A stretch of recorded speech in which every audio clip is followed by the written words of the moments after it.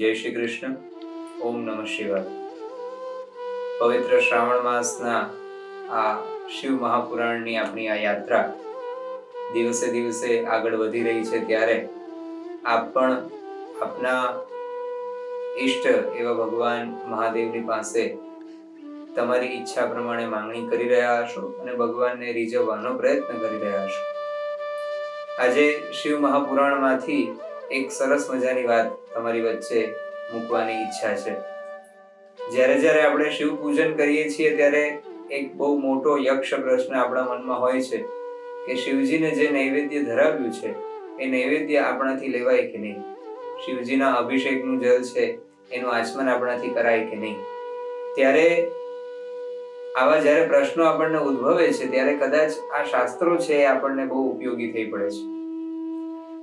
શિવ મહાપુરાણના વિદ્વેશ્વર સંહિતામાં 22મા અધ્યાયમાં શૌનકાદિ ઋષિઓ એ સુતજી મહારાજને પ્રશ્ન પૂછે છે કે અમે એવું સાંભળ્યું છે કે શિવજીને અર્પિત કરેલું નૈવેદ્ય એ ગ્રહણ ન કરી શકાય, તો હે ઋષિવર, કૃપા કરીને અમારી ઉપર આ જે અમારી શંકા છે એનું કંઈક સમાધાન અમને આપો.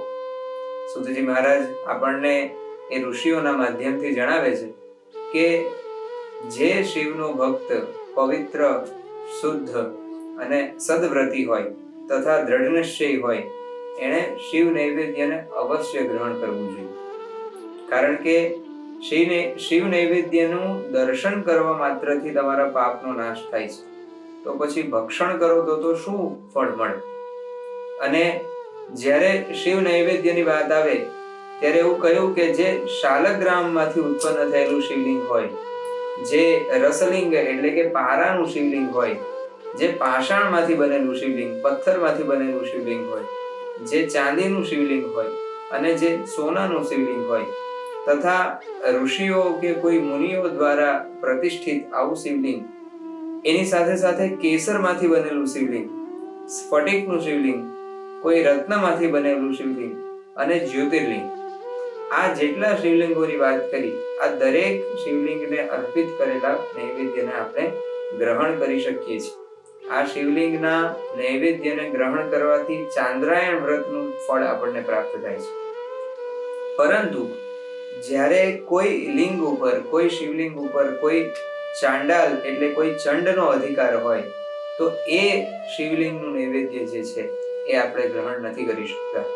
તો તમારા મનમાં જે કંઈ શંકા હોય એનું ચોક્કસ તમારે સમાધાન કરી લેવું જોઈએ.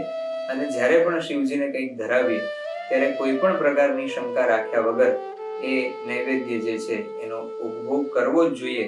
કારણ કે નૈવેદ્યનો ઉપભોગ કરવાથી કરોડ પાપ છે એનો નાશ થઈ જતો હોય છે. તો આ ઉત્તમ વાત અને આ શંકાનું સમાધાન ઋષિઓએ આપણને આપ્યું છે. આ વાત સાથે આજની વાતને જ અહીંયા અટકાવીએ. આપ સૌને જય શ્રી કૃષ્ણ.